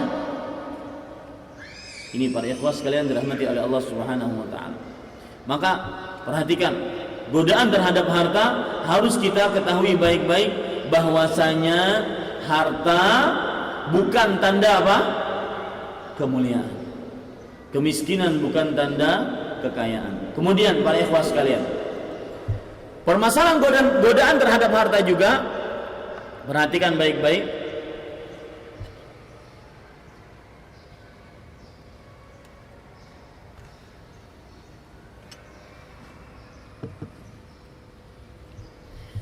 Yang menjadi ukuran dalam perkara harta bukan banyaknya harta yang Anda kumpulkan, tetapi yang menjadi ukuran dalam perkara harta adalah berapa banyak yang Anda jalankan di jalan Allah. Ini godaan terhadap harta yang harus kita ketahui. Yang menjadi ukuran bukan banyaknya kita mengumpulkan harta. Sebagian orang kan dalam benaknya, bagaimana saya mengumpulkan harta sebanyak-banyaknya. Entah itu caranya yang halal, haram, setengah halal, setengah haram. Ustaz, ada yang setengah halal, setengah haram. Iya, syubhat. Dalam benaknya bagaimana cara mengumpulkan harta yang banyak dengan cara apapun. Nah, saya punya cerita juga, orang mengumpulkan cara harta dengan cara apapun, yang penting banyak dapat. Teman saya waktu itu ikut sebuah tes kepegawaian. Menjadi pegawai harus dites dulu di sebuah institusi resmi. Kemudian ketika di interview, diwawancarai, Mas sanggup bayar berapa? Maksudnya sanggup nyogok berapa? Oh, kata teman saya, mohon maaf saya tidak menyogok berapa-berapa, karena saya ingin menguji kepintaran saya saja. Kalau saya lulus, alhamdulillah. Kalau nggak lulus, saya punya pekerjaan lain. Sudah punya pekerjaan lain, walhamdulillah. Kemudian akhirnya apa yang terjadi? Jelas tidak lulus. Kenapa? Karena nggak nyogok, dan itu rahasia umum. Betul apa betul? Rahasia umum. Nggak lulus. Lalu apa yang terjadi? Setahun berlalu, rupanya panitia penerimaan pegawai tersebut menyimpan nomor-nomor telepon yang mendaftar tahun kemarin. Kawan saya ini sudah setahun berlalu ditelepon, Pak, Mas masih mau mendaftar di kantor saya? Tidak. Sekarang itu sogokannya ada bonus, ada diskon. Coba bayangkan, tidak malu berkata seperti itu, menghalalkan segala cara demi untuk uang. Ini para ikhwah yang dirahmati oleh Allah Subhanahu wa taala. Maka saya katakan tadi, termasuk perkara yang kita bicarakan, godaan terhadap harta adalah bahwa harta yang menjadi ukuran adalah bukan bagaimana kita mengumpulkan sebanyak-banyaknya, tetapi bagaimana harta tersebut dijalankan di jalan Allah. Kenapa demikian, Ustaz? Karena yang kita kumpulkan sebanyak-banyaknya, yang kita simpan-simpan, yang kita sayang-sayang, yang kita hitung-hitung, yang kita warna kertas duit itu paling hafal. Apa warnanya? Abang. Habis itu biru, kan hafal kan? Paling hafal. Ya, paling hafal warna-warna kertas tersebut, karena itu yang paling kita cintai. Ketahuilah bahwasanya harta yang kita simpan-simpan, harta yang kita tabung-tabung, kalau kita meninggal itu milik siapa? Ahli waris. Berarti selama ini menghitung-hitung duit orang, selama ini membangun rumah orang. Karena Rasulullah sallallahu alaihi wasallam bersabda dalam hadis riwayat Bukhari, "Yatba'ul mayyita thalathatun." Artinya, yang mengikuti mayat tiga ke dalam kuburan, tiga. Maluhu wa ahluhu wa amaluhu. Hartanya, keluarganya, dan amalnya. Yarji'u min husnan wa yabqa wahid. Yang tersisa dua, yang pulang dua, yang tersisa satu. Nomor satu dan nomor dua pulang. Yang tersisa ikut ke dalam kubur satu amalnya. Amal, harta dan keluarga tidak mungkin dibawa ke dalam kubur. Istri kita yang katanya sangat mencintai kita, yang kalau seandainya kita ingin menikah lagi dilarang, "Mas, kurang apa cinta saya kepada Mas?" Yang gombal setiap malam, ya, engkau adalah my lovely, I love you full, 100%. Istri kita. Kalau kita mati, siapa yang paling pertama kali memanggil tukang memandikan mayat suami kita? Siapa? Yang paling semangat siapa? Bini. Bini kita. Kalau seandainya kita kasih, "Bu, nih Bu, 1 miliar saya kasih ke ibu gratis asalkan suami ibu tidak usah dikubur." Mau nggak? Nggak mau. Paling semangat menguburkan kita itu istri kita. Nggak akan mau tidur di kuburan kita, nyamuk, mendingan tidur di rumah. Begitu juga kita. Istri kalau sakit Dibawa ke dokter sekali, cukuplah. Bilang ke istrinya, sabar ya dek, mudah-mudahan Allah menyembuhkan. Di dalam hatinya, cepat-cepat aja dek, nanti saya nyari yang lain. Pak ikhwah sekalian, dunia seperti itu. Harta dunia seperti itu. Saya kalau punya rumah sebesar masjid Islamic Center ini, kalau saya mati, milik siapa? Ahli waris. Lalu harta kita yang mana? Yang kita jalankan di jalan Allah. Sekarang hitung, dari mulai umur kita 15 tahun ketika kita balik sampai sekarang umur saya sekarang 35 tahun. Bapak ada yang 40, 45, 55 tahun, ada yang 60. Hitung berapa harta Bapak sebenarnya. Jangan yang sekarang Bapak punyai. Jangan yang dihitung, yang di nominal tabungan, jangan. Hitung yang dijalankan di jalan Allah berapa.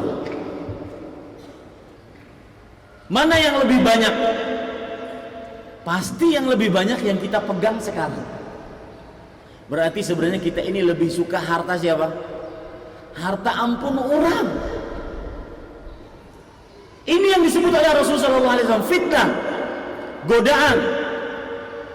Harta adalah godaan bagi manusia, bagi umat Nabi Muhammad SAW. Ya, ini para ikhwan yang dirahmati oleh Allah Subhanahu Wa Taala. Apa dalilnya Ustaz?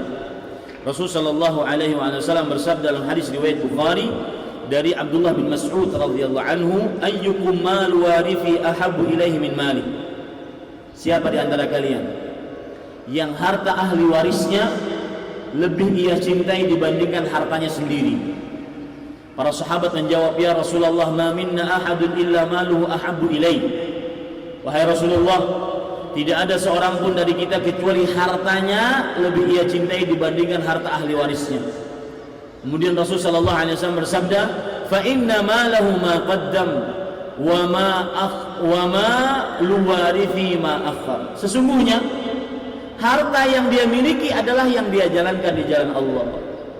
Maka semenjak saat ini orang-orang yang diluaskan rezekinya oleh Allah, kalau ada Anda kesombongan di dalam diri, biasanya memang seperti itu. Orang kalau diberikan kelebihan itu sombong. Entah itu kelebihan harta, kelebihan rupa, kelebihan ilmu, kelebihan tinggi badan. Ya kan? Kalau melihat orang yang pendek karena dia tinggi, ya, kelebihan berat badan itu biasanya condong sombong. Oh, lihat saya gemuk. Ya, itu biasanya sombong, kelebihan. Makanya saya sering mengatakan, jika Anda diberikan kelebihan oleh Allah, atau bahasa lain yang saya pakai, kiat agar sering tawadhu, kiat agar tidak ujub, tidak sombong, adalah sandarkan kelebihan yang Allah berikan kepada Anda, sandarkan kelebihan yang Allah berikan kepada Anda kepada Allah Subhanahu wa taala. Orang-orang yang diluaskan rezekinya mulai saat ini janganlah petantang petenteng, menganggap orang yang miskin hina. Lihat, harta yang Anda miliki itu sebenarnya yang atas nama kita, yang kita jalankan di jalan Allah. Adapun yang kita simpan-simpan, kata Rasulullah sallallahu alaihi wasallam, wa malu warithihi ma akhar. Dan harta ahli warisnya adalah harta yang dia simpan-simpan. Kemudian termasuk godaan harta yang akhirnya menjadikan manusia lebih buas dibandingkan dua serigala yang lapar di hadapannya ada kambing. Saya berikan ilustrasi dari hadis Rasul. Ada kandang, di dalam kandang tersebut ada dua serigala yang sedang lapar. Kita masukkan kambing, bagaimana nasib si kambing? Hah? Masih hidup nggak kira-kira? Habis. Mungkin sisa tulang belulang saja oleh serigala tersebut yang sedang lapar. Itu buasnya dua serigala yang sedang lapar di hadapan kambing. Manusia lebih buas dibandingkan dua serigala tersebut yang sedang lapar tadi terhadap harta. Paham Pak maksud saya? Kalau ada manusia dihadapkan harta, ada dua serigala dihadapkan kambing, ini buas, lebih buas lagi manusia terhadap hartanya. Makanya tidak heran kita mendengar orang-orang yang sudah gajinya puluhan juta masih ingin yang ecek-ecek 1 juta, 50.000 amplop di atas meja, gajinya jutaan. Enggak heran itu. Kenapa? Karena memang manusia sangat buas terhadap harta, sangat tamak terhadap harta, menghalalkan segala cara untuk harta. Apalagi saya paling kesel kalau seandainya ada koruptor tertangkap KPK, ya, tertangkap basah, habis itu keluar dari kantor KPK, kan ada banyak berita-berita, keluar dari kantor KPK, hei ente penjahat, bukan pahlawan. Subhanallah, enggak jerah-jerahnya. Siapa yang mau lambaian tangan ente? Siapa? Subhanallah para ikhwan sekalian. Ini tidak tahu diri. Manusia-manusia yang tidak tahu diri. Kalau ingin ditulis manusia-manusia yang tidak tahu diri adalah orang yang bermaksiat tidak merasa dosa. Itu manusia-manusia yang tidak tahu diri. Itu semua akibat apa? Akibat hadis ini. Coba perhatikan, saya bacakan hadisnya riwayat Imam Tirmidzi. An Ka'ab ibn Malik al-Ansari radhiyallahu anhu, Rasulullah sallallahu alaihi wasallam bersabda, "Ma dhi'bani ja'ian ursila fi ghanamin bi afsadalaha min hirsil mar'i 'alal mal wa syarafi lidini." Tidak ada dua serigala yang sedang lapar dilepas kepada seekor kambing lebih merusak dibandingkan tamaknya seorang manusia terhadap harta dan kemuliaan di dalam agamanya. Manusia lebih buas, lebih tamak kepada harta dibandingkan buasnya serigala terhadap kambing, padahal serigala tersebut sedang lapar-laparnya. Ini para ikhwah sekalian dirahmati oleh Allah Subhanahu wa taala. Kadang-kadang saya mendengar juga tidak masuk akal. Demi sebuah harta dia berani melakukan penipuan, pengoplosan, bahkan kadang-kadang menipu kebanyakan manusia. Contoh, membuat makanan agar makanan tersebut terlihat cantik, kemudian lama awetnya, memakai bahan-bahan kimia, merkuri misalkan, yang kalau dikonsumsi oleh manusia rusak tubuhnya. Ini subhanallah, saya ingin berkata kepada orang ini, yang seluruh pedagang yang menipu, seluruh orang muslim yang suka memalsukan, mengoplos, saya tanya, saya tantang mereka, Anda dapat berapa sih? Dari menipu itu dapat berapa? Apakah dapat 1 juta, 100 juta, 1 miliar, 1 triliun? Bandingkan dengan nikmat Allah yang paling rendah. Apa nikmat Allah Subhanahu wa taala yang paling rendah? Di dalam surga, dalam hadis riwayat Imam Muslim, Rasulullah sallallahu alaihi wasallam bersabda, "Sa'ala Musa rabbahu." Nabi Musa alaihi salam bertanya kepada Rabbnya, "Ma adna ahlul jannati manzilatan?" Apa penghuni surga yang paling rendah nikmatnya, penghuni surga yang paling uncit masuk surga, paling kere, penghuni surga yang paling rendah nikmatnya itu apa wahai Allah? Kata Nabi Musa. Kemudian Allah menjawab, huwa rajulun yaji'u ba'da ma udkhila ahlul jannatil jannah.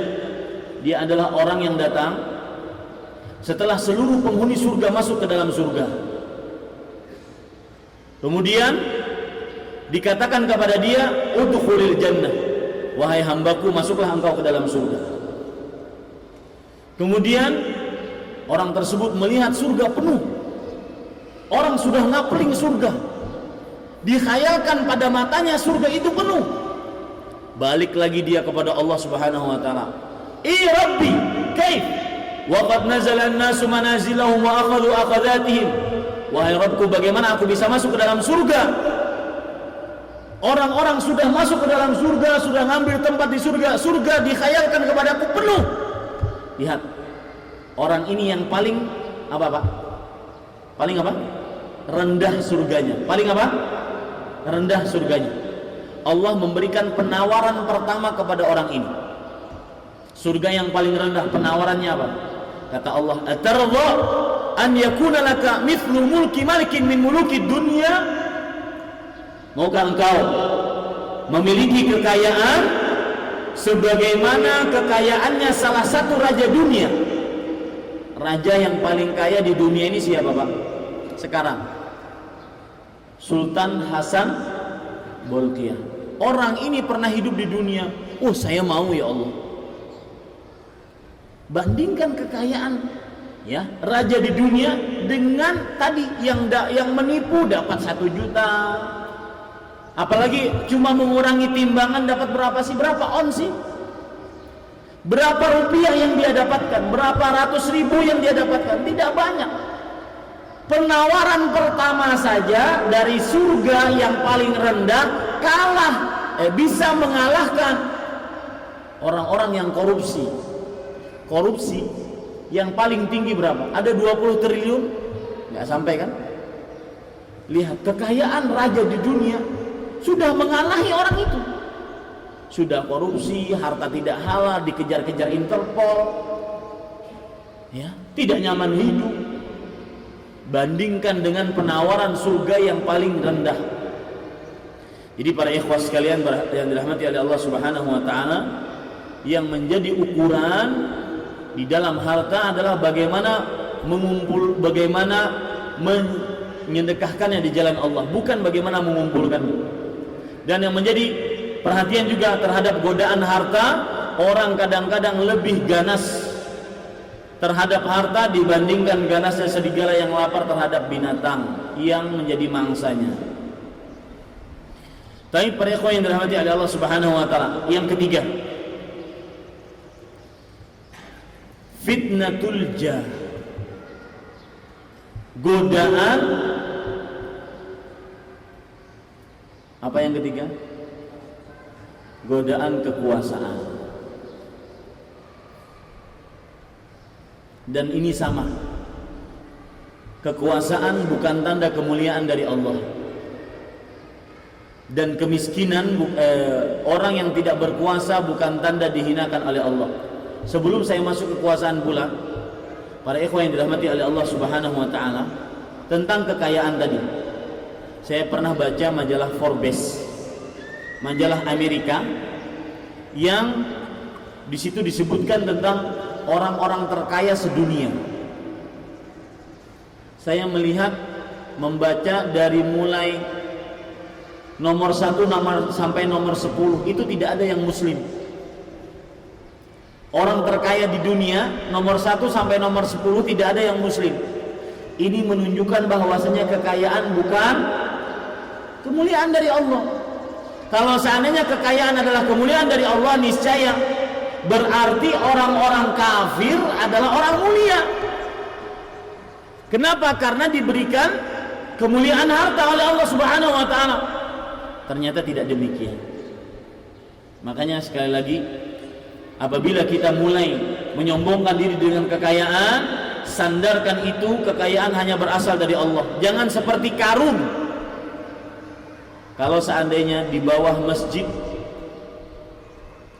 Islamic Center ini digali tanah, lalu didapatkan harta, maka orang-orang akan mengira itu hartanya siapa? Harta Qarun. Padahal kalau dipikir, Qarun tidak pernah datang ke Samarinda. Kenapa disebut harta Qarun? Karena Qarun memang ikon, lambang kekayaan dunia. Tetapi kekayaannya tersebut tidak membuat dia menyandarkannya kepada Allah. Dia sombong dengan kekayaannya.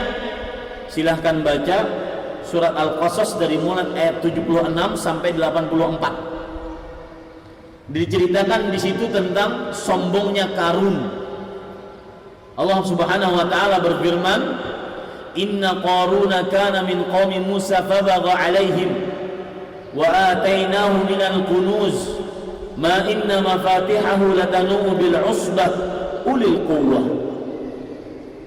Sesungguhnya Qarun adalah dari umat Nabi Musa, tetapi dia melenceng dari ajarannya Nabi Musa alaihissalam.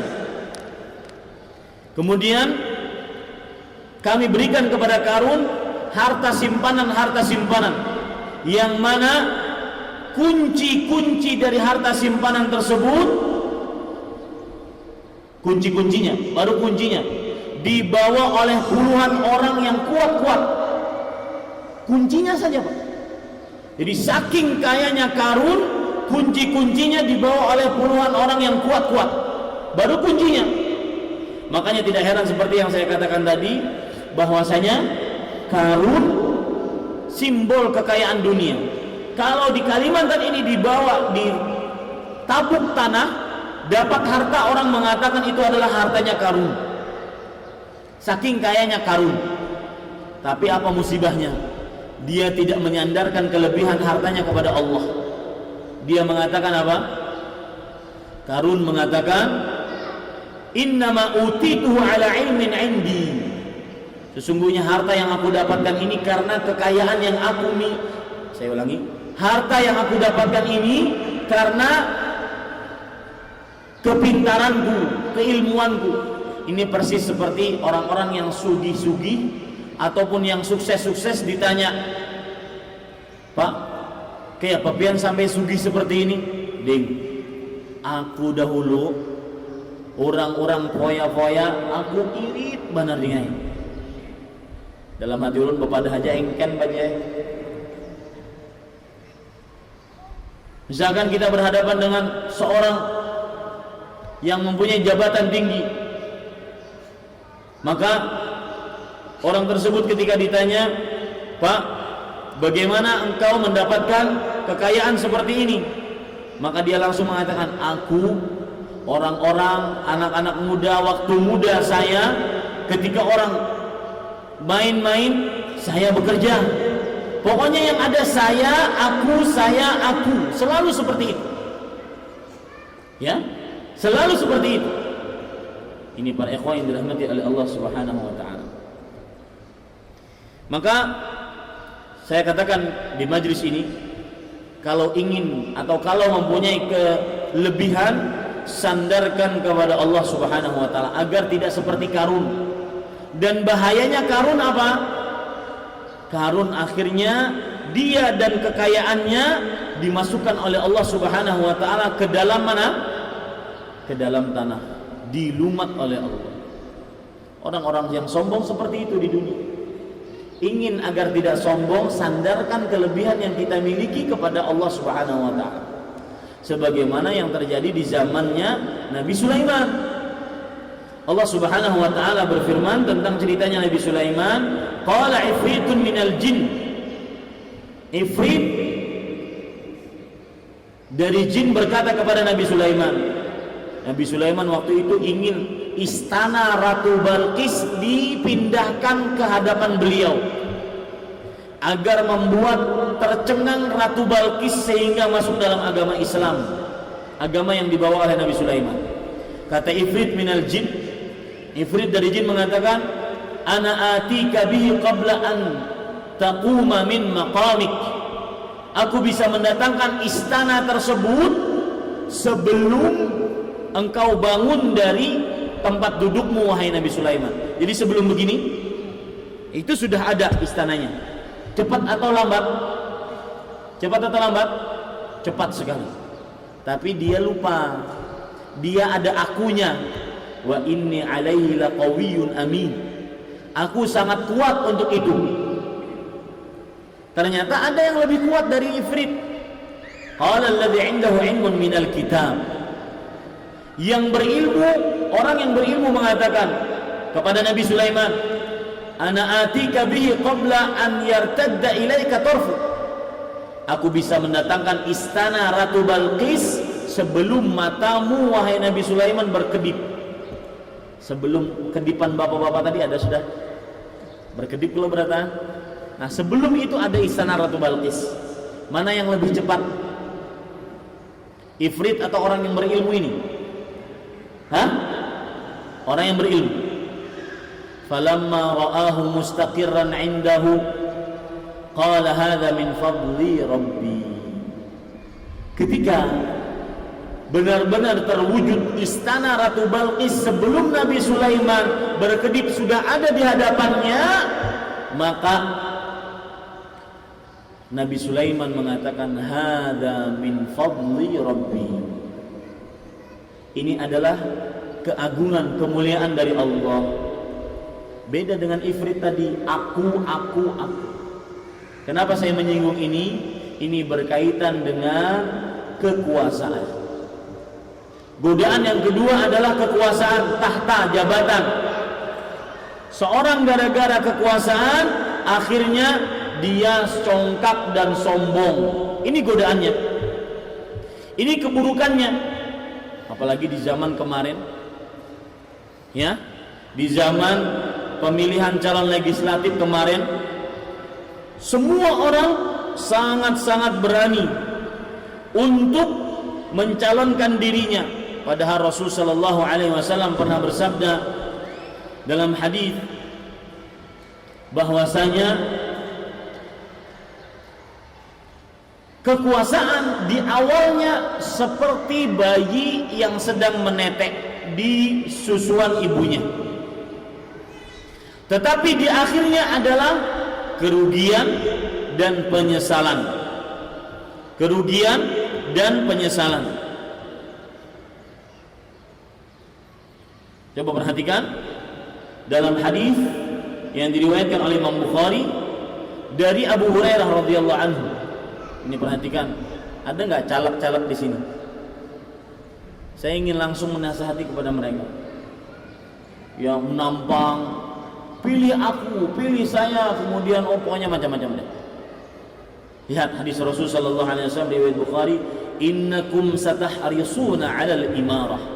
Sungguh kalian akan benar-benar tamak, rakus terhadap jabatan, terhadap kepemimpinan. Wa satakunu nadamatan yaumal qiyamah.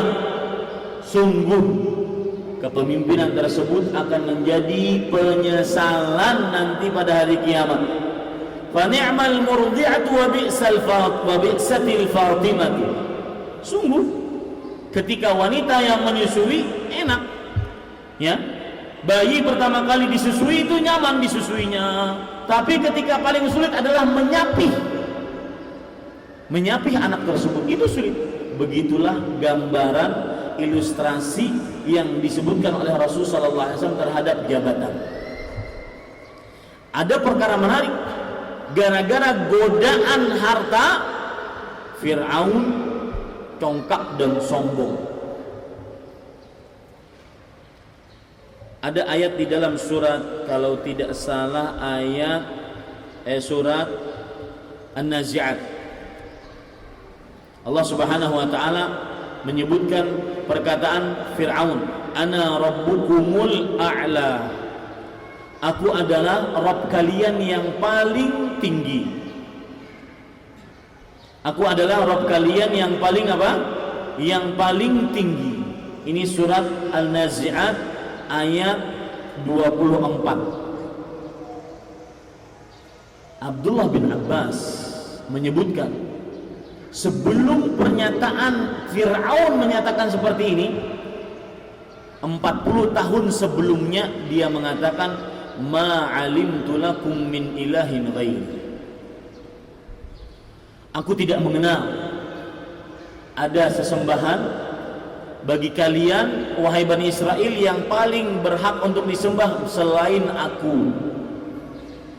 40 tahun setelah mengucapkan ini, dia mendeklarasikan dirinya, ana rabbukumul a'la. Akulah Rabb yang paling, Rabb kalian yang paling tinggi. Fir'aun kenapa berkata demikian? Karena dia tergoda dengan jabatannya. dengan kekuasaannya, seakan-akan kekuasaan adalah segala hal, seakan-akan kekuasaan adalah segala yang bisa menentukan apa saja. Makanya dia mengaku menjadi sembahan yang paling berhak disembah. Maka para ikhwah sekalian, itulah tepat jam 11 tentang kajian godaan-godaan terhadap manusia di akhir zaman. Yang pertama apa? Godaan wanita. Yang kedua apa? Godaan harta. Yang ketiga godaan tahta. Nanti sebenarnya banyak sekali godaan-godaan yang lain, di antaranya godaan ilmu pengetahuan. Sebelum saya sebutkan sedikit tentang godaan ilmu pengetahuan, saya ingin menyinggung kembali godaan tahta.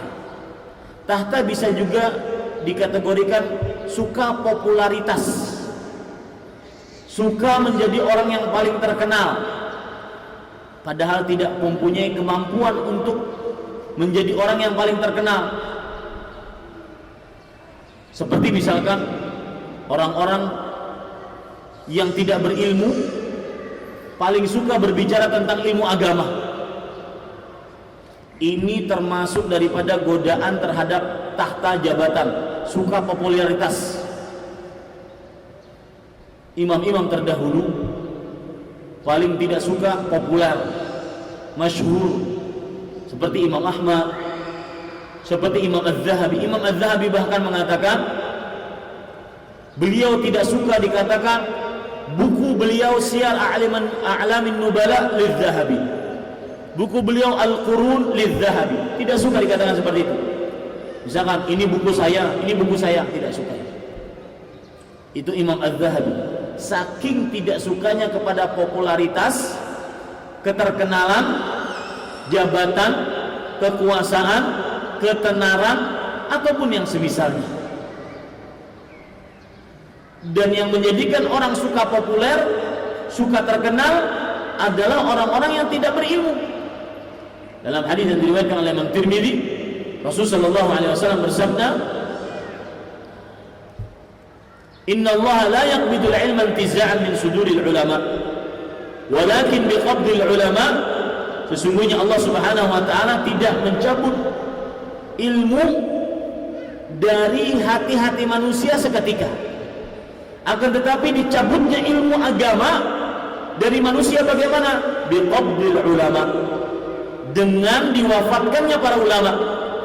Hatta idza lam yubqi 'aliman ittakhadha an-nasu ru'usan juhala fasu'ilu fa'aftau bighairi ilm fadhallu wa adhallu. Sampai jika orang-orang yang berilmu tidak tersisa satupun, maka akhirnya orang-orang menjadikan orang-orang yang tidak berilmu sebagai ahli agama, ahli fatwa. Ditanya tentang agama, maka ketika ditanya tentang agama, maka para ikhwan yang dirahmati oleh Allah Subhanahu wa ta'ala, mereka menjawab tanpa ilmu. Akhirnya yang terjadi apa? Sesat dan menyesatkan. Ini yang terjadi di masyarakat. Kalau sudah bicara tentang ilmu agama itu paling jago. Kalau disuruh memperbaiki mobil sendiri, kalau mogok nggak berani dia. Dia akan panggil tukang bengkel ke rumahnya untuk memperbaiki mobilnya. Tidak berani dia mengutak-ngatik. Tapi kalau bicara ilmu agama, paling pintar, seakan-akan dia adalah Syekhul Islam, orang yang paling tinggi ilmunya. Berbicara halal dan haram seenaknya. Kayaknya itu sih halal. Kayak gimana kok kayaknya itu gimana? Ya. Berbicara tentang ilmu, tentang agama sangat suka. Sangat-sangat seakan-akan dia orang yang paling pandai tentang ilmu agama, padahal tidak mempunyai ilmu agama sama sekali. Tapi kalau seandainya sakit kepala saja, tidak mau beli obat sembarangan. Harus nanya begini, nanya si ini, nanya si fulan, nanya si dokter, nanya si ahli apoteknya dan segala macam. Ini termasuk daripada fitnatul ilm, godaan ilmu. godaan kebodohan. Orang-orang bodoh dijadikan sebagai ahli ilmu agama, dan itu banyak di zaman sekarang. Maka para ikhwan yang dirahmati oleh Allah Subhanahu wa taala, itu yang bisa saya sampaikan tentang kajian godaan terhadap manusia di akhir zaman. Mudah-mudahan yang disampaikan tadi menjadi ilmu yang bermanfaat. Apa yang baik itu hanya dari Allah Subhanahu wa taala, apa yang buruk itu dari saya pribadi, dan saya cukupkan. Sallallahu Nabi Muhammad walhamdulillahi rabbil alamin.